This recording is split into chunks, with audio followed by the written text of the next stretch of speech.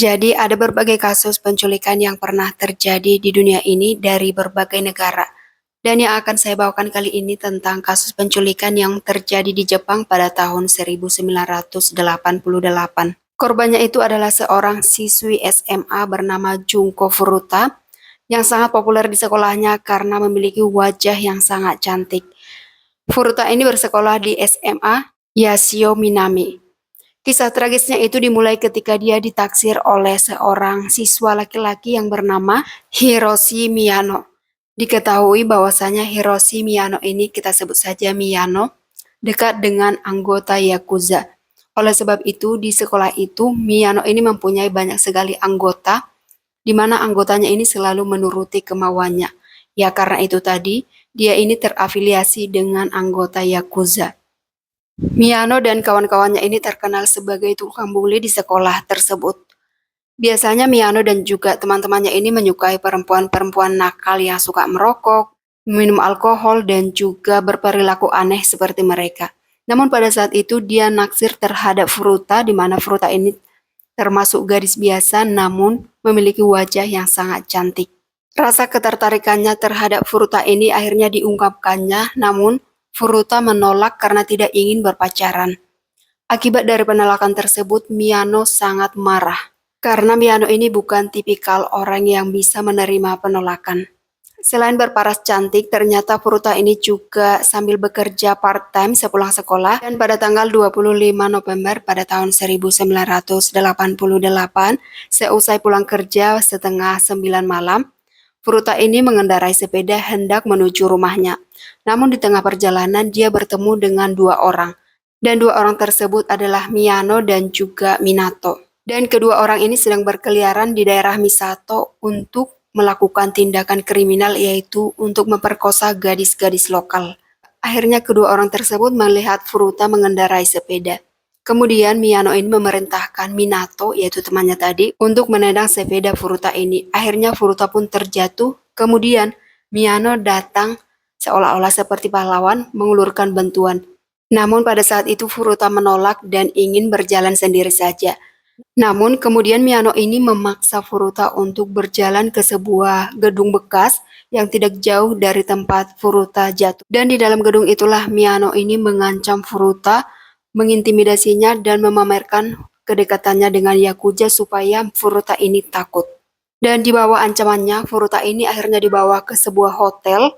Kemudian Miyano ini menghubungi dua orang lagi temannya yang bernama Jo Ogura dan Yayushi Watanabe. Dan kemudian temannya yang disuruh menendang sepeda tadi yang bernama Minato itu menyusul mereka bertiga.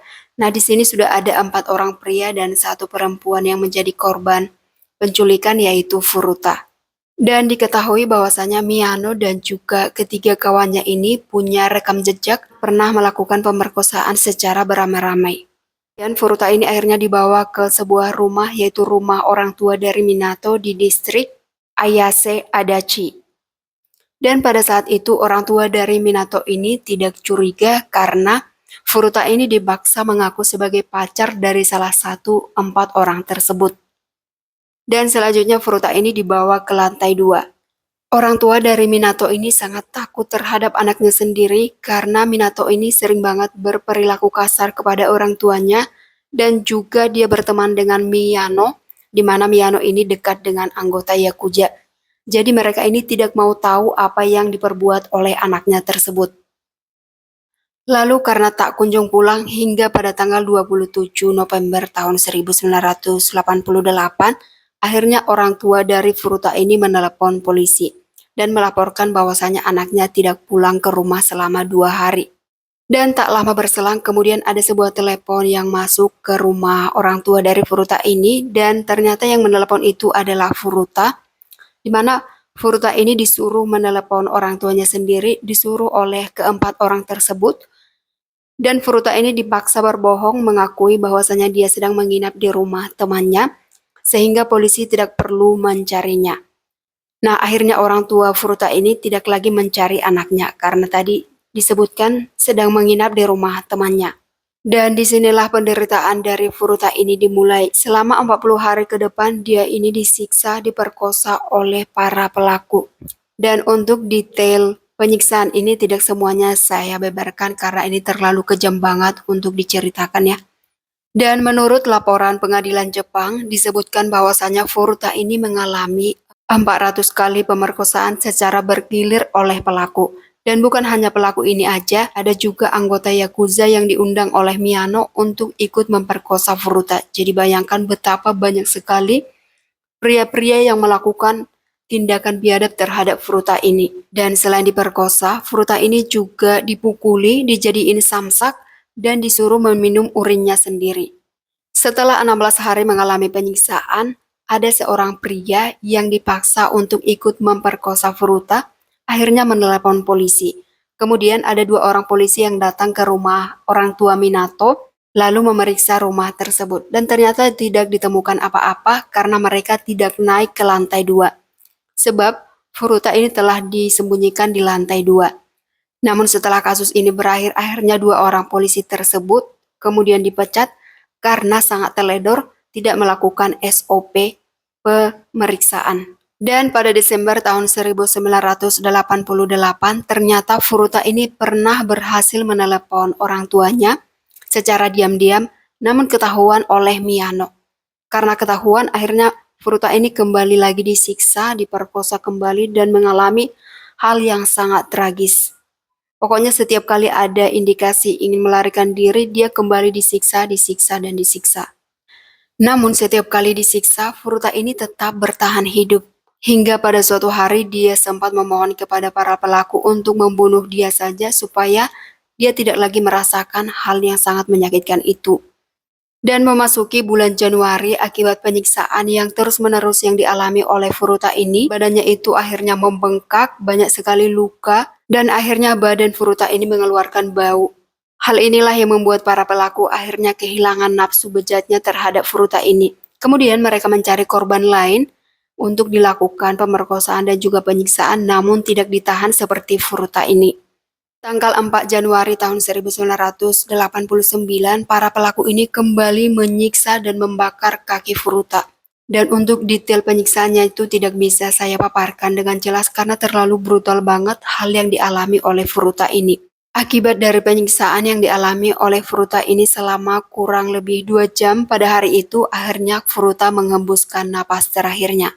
Kemudian para pelaku ini membungkus tubuh Furuta dengan selimut dan memasukkannya ke sebuah drum besar berkapasitas 240 liter dan menimbunnya dengan cairan semen.